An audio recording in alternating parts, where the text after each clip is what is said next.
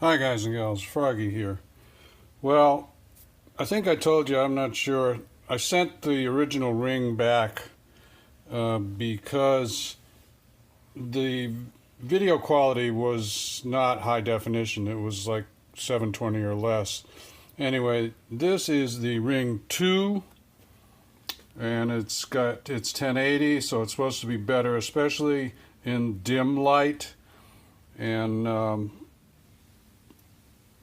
but the alignment, I thought maybe the size of it is the same, but the screw alignment is different. But this is a kind of a clever company that seems like they're making things upgradable, if you know what I mean. So they've got this plate that will convert the original screw holes, which I excruciatingly drilled into stucco. It's not easy drilling into stucco. But anyway, this plate goes on the original screw holes, 1, 2, 3, 4, and I'll show you that. And then this new ring 2 goes to that conversion plate. So I'll show you that too.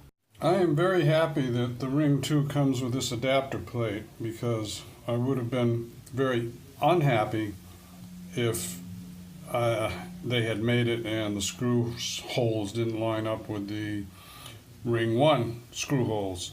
Anyway, come to a little glitch here. I'm going to show you how I'm going to work around it. Stucco being what stucco is, it's not totally flat, especially when they're built up stucco around a piece of conduit here that they used for the doorbell wire. They should have cut back the conduit and it would have been flush, but that would have been too much work for somebody. So they just left the conduit like that, and then they built up the stucco around it. Anyway, I tried leveling this out a little bit, but it still sticks out a little bit. So what happens is when you tighten this down, it puts a bend in the adapter plate.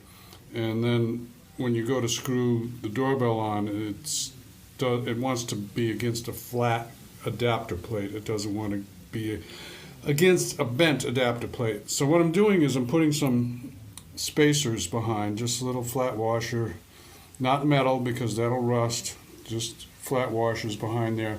That'll space this out so that it won't be bent, and it will leave a little gap, but I'll fill that in with a bead of silicone.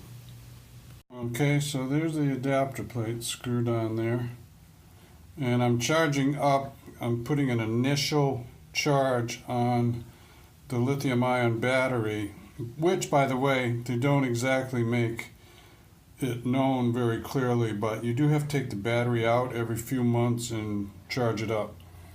Otherwise, it'll stop transmitting the video to your router to the cloud. So a little asterisk detail. This is not 100% install it and forget it. You have to take the battery out once in a while. Your phone app will pop up a little warning that says battery is low. Okay, now 4 pretty small Phillips screws to attach the doorbell to the adapter plate, which is attached to the stucco. Okay, there, and now I'm just waiting for the battery to charge up. Ooh, focus a little bit, please, focus.